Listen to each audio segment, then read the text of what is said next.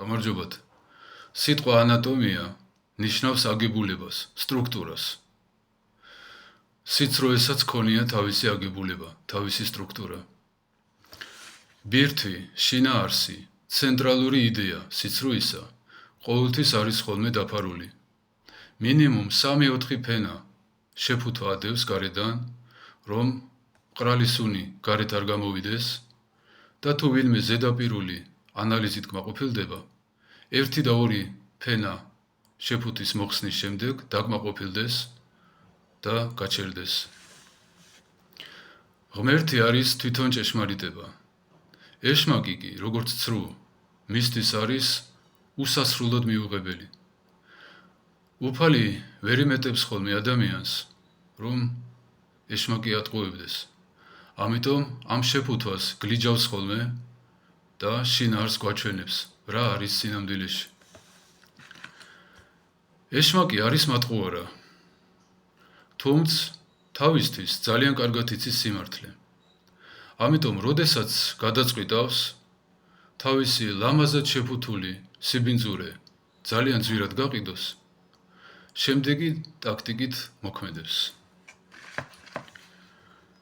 სიკვდილს ეძახის ხოლმე სიცოცხლეს, მონობას ეძახის თავისუფლებას, სიმახინჯეს ეძახის ხოლმე სილამაზეს, სიღატაკეს ეძახის სიმდიდრეს. ყველაფერს ფუთავს, რაც არის ზუსტად იმის საწინააღმდეგოს არქმევს, რომ უგუნური და გამოუცდელი კლიენტი მოატყუოს.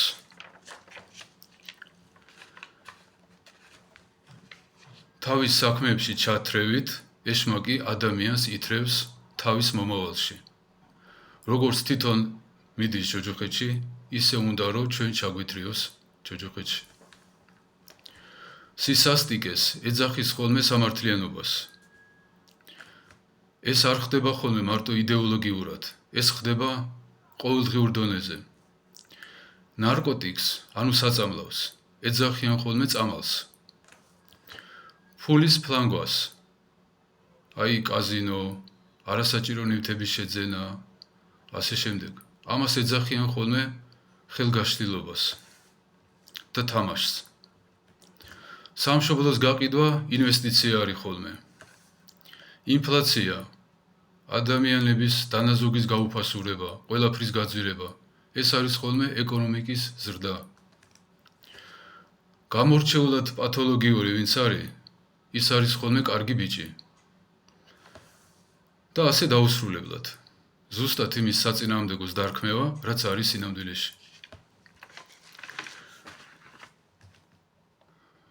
ხილული ფსიქოლოგები, უხილავი ფსიქოლოგების ტრიუკებს ერთ-ერთში იმეორებენ. მზაკრობას მოხერხებულობას უწოდებენ. ამაოდ მეტყველებას კომუნიკაბელურობას. ლოთობა განტვირთვა და ეროვნული ტრადიცია. სიზარმაცე და უსაქმრობა დასვენებაა. ქუჩაში შიშველის სხეულით სიარული და ადამიანების ცდუნება, ეს არის ხოლმე სილამაზე და ხელოვნება. სიცრუის ანატომია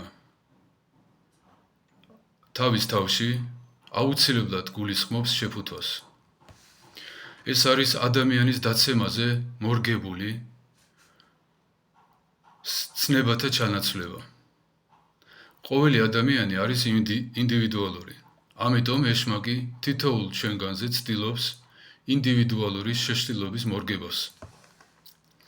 ავადმყოფი კი არ არის, არამედ სხვანაირად ჯანმრთელია რა. გიჟი და ამპარტავანი კი არ არის და გულისამრევი პიროვნება. უბრალოდ თავისებურია ესეთი, გაღიზიანებულია. ერითროციტებია გაწეული. მრუში და ბილწი კი არ არის, არამედ აი ჯანმრთელია და ჰორმონები მოქმედებენ. ეს არის სიკვდილზე უარესი მდგომარეობა. და ამ მდგომარეობიდან ადამიანი გამოდის მხოლოდ მოღვაწეობითი ცხოვრებით. ლოცვით, მარხვით, აღსარებით, ზიარებით, სახარების შესწავლით და იმის იკეთებით, რაც ღმერთმა თქვა. ღმერთმა გაგახაროთ.